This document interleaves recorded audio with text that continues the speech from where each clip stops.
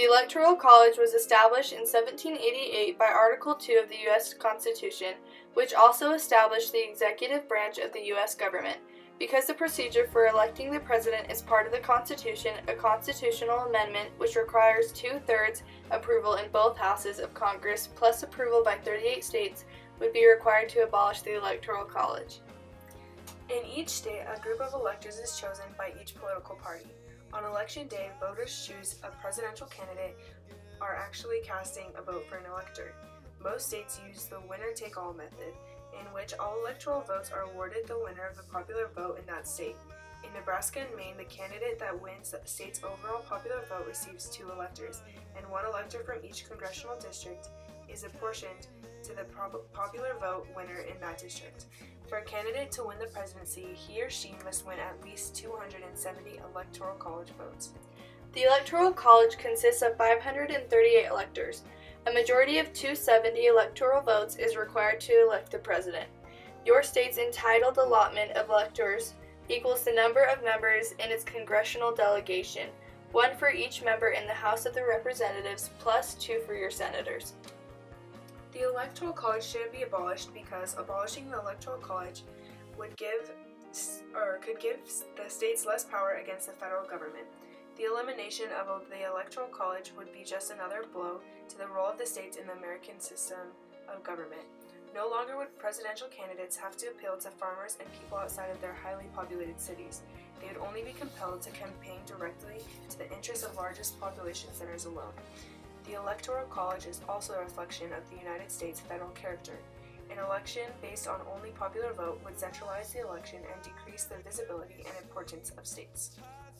Abolishing the Electoral College system goes against the Constitution. Alexander Hamilton said, "I venture somewhat further and hesitate not to affirm that if the manner of it not be perfect, it is at least excellent." The Founding Fathers created the Electoral College in part to discourage partisan politics.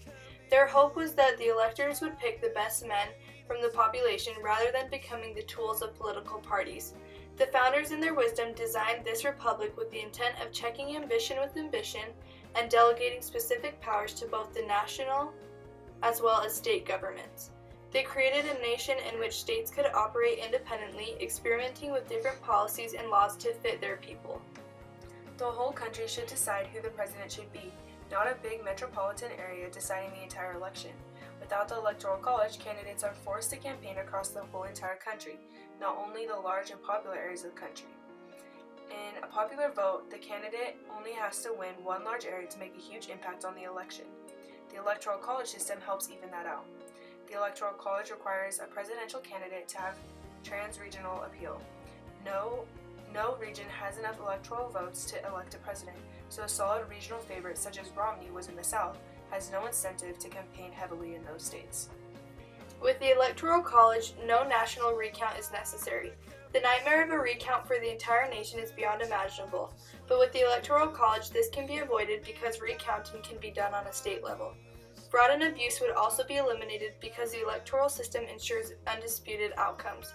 The Electoral College is a state-by-state winner-take-all system, which ensures that any dispute in the counting would be an isolated case in particular states. Little states matter more. In an electoral college system, little states matter more. There are many little states in the country. In an electoral college system, if the candidate wins all the little states, they can win the election. In a popular vote system, there are not enough people in the little states to make a big enough difference in the election. If the candidate wins some big states and loses all the little states, he or she will probably not have enough delegates to win. A single vote matters more in an electoral college system than a popular vote system. In a popular vote system, one person's vote is not as important as a person's vote in an electoral college system. In a popular vote, a single vote is mixed with hundreds of millions of people in the country. In an electoral college system, a single vote is mixed with between about 1 million people to about 35 million people in each state. The Electoral College ensures that all parts of the country are involved in selecting the President of the United States. If the election depended solely on popular vote, the candidates could limit campaigning to heavily populated areas or specific regions. Without the Electoral College, groups such as Iowa farmers or Ohio factory workers would be ignored in favor of campaigning to metropolitan areas with higher population densities, leaving rural areas and small towns out. The Electoral College facilitates a two-party system. The Electoral College tends to support the two majority parties, which, despite the criticisms, have helped produce long-term political stability that many nations can only envy. With nearly all states awarding their electoral votes on a winner-take-all basis, it's difficult for a third-party candidate to contend seriously for the presidency. While a truly national third party wouldn't be necessarily bad, smaller parties are ill-suited to our federalist system.